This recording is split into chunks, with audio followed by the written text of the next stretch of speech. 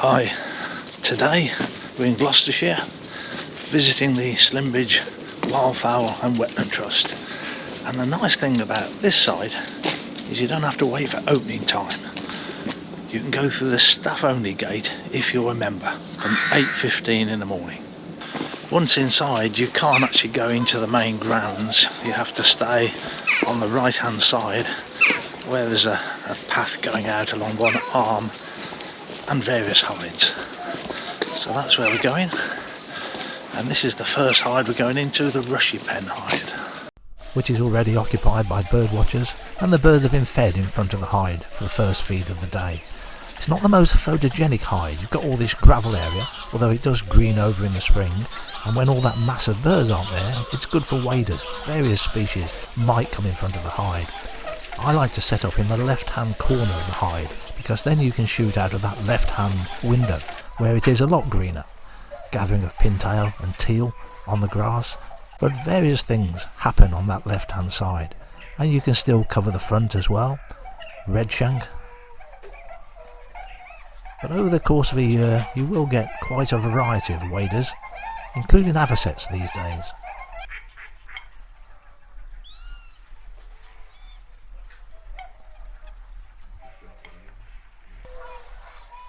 Northern lapwings, my favourite bird, or favourite British bird anyway.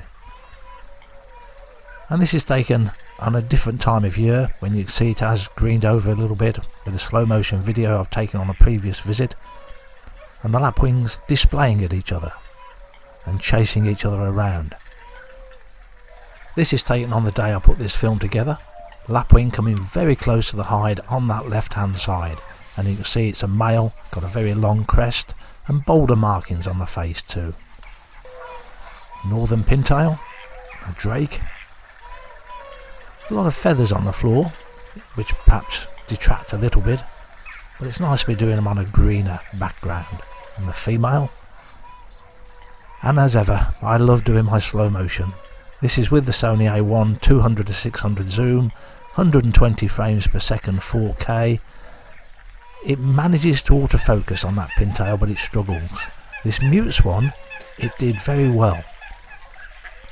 And when I looked at this footage when I got home on the night, I have to say I looked at it about 10 times. I just love looking at slow motion, birds in flight, or birds doing anything really. You're seeing birds in a different way when you look at them in slow motion. Mute swan. And Berwick swans. Now this is what Slimbridge is really known for. It's got to be the best place in the country to photograph Berwick swans. You used to be able to do them at Welney, the Wildfowl and Wetland Trust in Norfolk, but these days they don't seem to come close to the hides. Hooper swans do, but not Berwicks. Berwick swans are slightly smaller than Hooper swans, but the way to tell them apart is from the bill. And perhaps the way to think about it is a Berwick swan has a black bill with a bit of yellow at the top, whereas a Hooper swan has a yellow bill with a bit of black at the bottom. It's much easier when you can see them side by side, but basically with a Hooper swan the yellow extends further down the bill. Look out to the left hand side of that hide, keep an eye on the hedgerow because things might happen. Here we have a female bullfinch feeding on the bramble seeds and giving us a bit of a hover.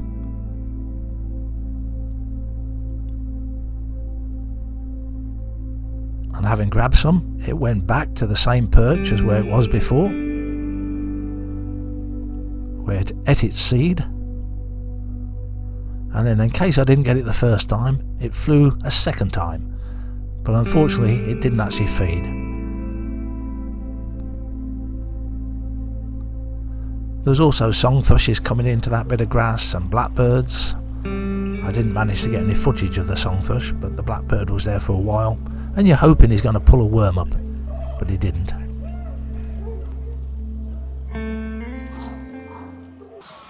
So it's now 20 past 10, so I was in there for 2 hours.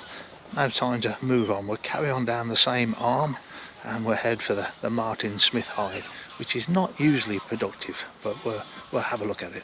I'll show you a map. This is where you come in, the car park and the entrance, and you have to keep to the right hand side until the opening time, which is 9:15. But along that pathway there's various hides. This is the Martin Smith hide. Photographically, I think this is one of the best. Settings are lovely, nice reed bed, nice colours in the water, grassy islands. Just very rarely is there anything to photograph here. A bittern has been showing a few weeks back, but I never saw it.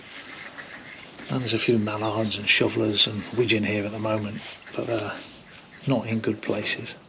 So we'll move on to the Robbie Garnet hide on the right hand side.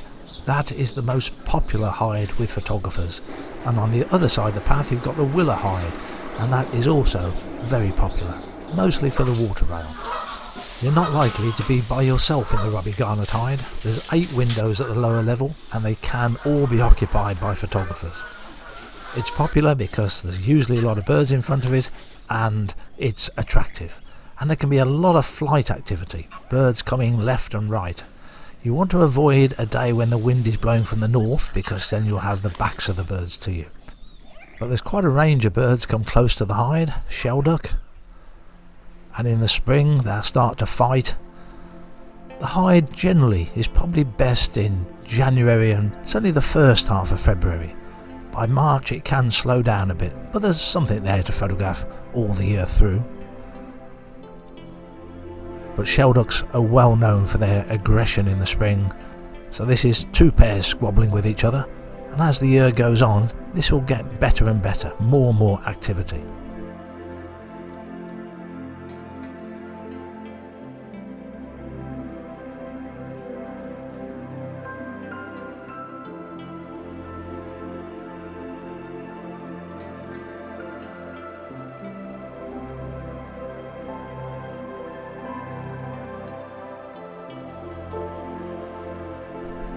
More Berwick swans coming across. I'm usually happier photographing birds in flight against a blue sky. I don't really like white skies. Dark, black, moody skies, those are okay, but white just looks very bland. I like a bit of colour in the picture.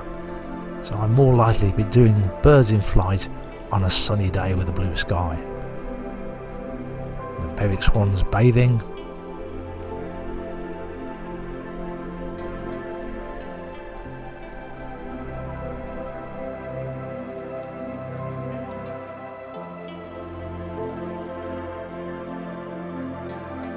I mentioned the lapwing is my favourite British bird. This is my least favourite.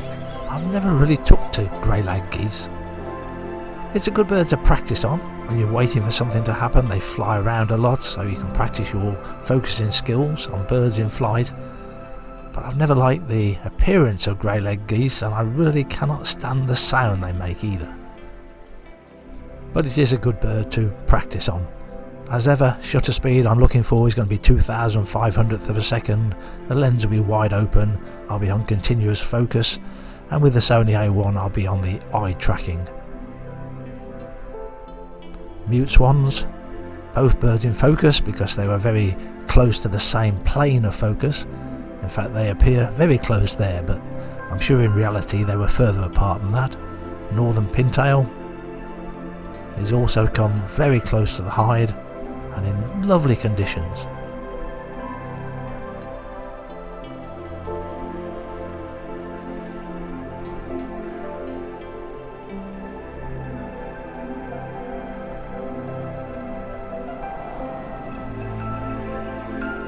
And a pair of pochards. Not all these pictures were taken on the day I put this film together. I've used some pictures that I've taken on previous visits to Slimbridge.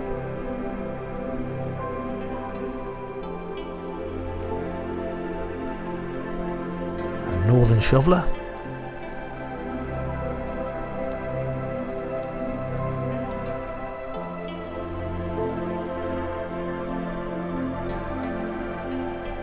and teal, which is one of the more difficult birds to photograph in flight because they're very fast as well as being on the small side.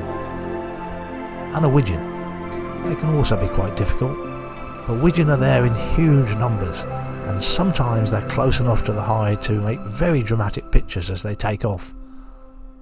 And they do this quite frequently as they're disturbed. White-fronted geese occasionally come close to the hides, as do common cranes. Occasionally they come close enough to the hides for photography. It's a bird whose numbers are now increasing in England. And these were taken from the Robbie Garnet hide, but a couple of years ago. Canada geese, which I took on the day.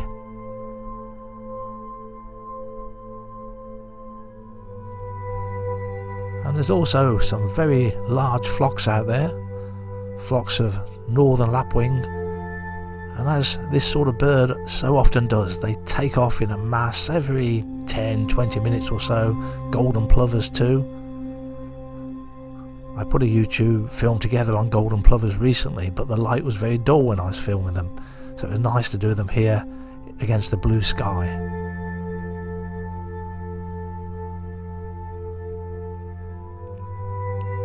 They don't come close enough for individual shots, but I do like looking at them in slow motion.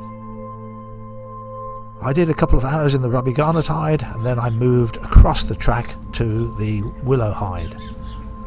And this is one of the species you're going to see there. There's some feeders, so underneath the feeders there's brown rats.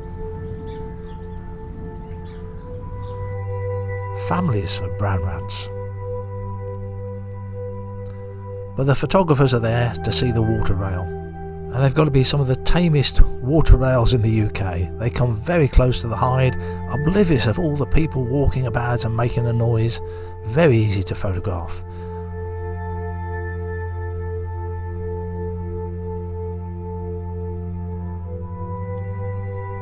And they've been in front of this hide, coming underneath the feeders for several years now.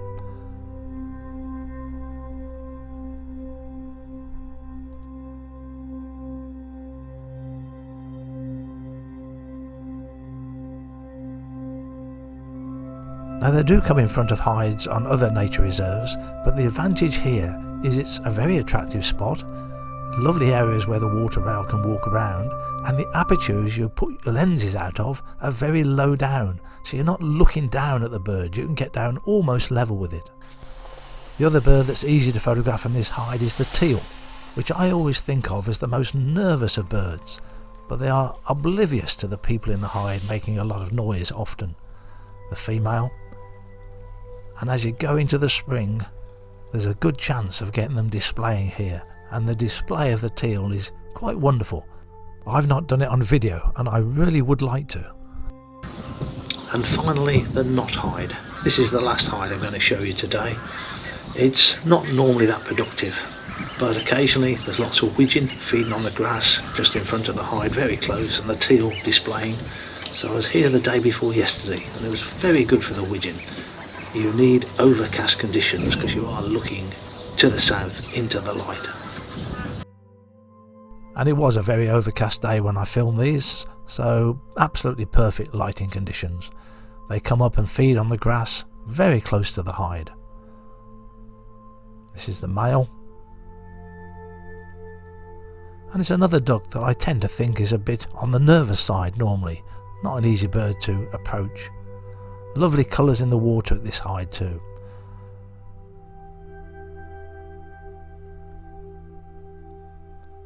And this is the female. And thanks for watching.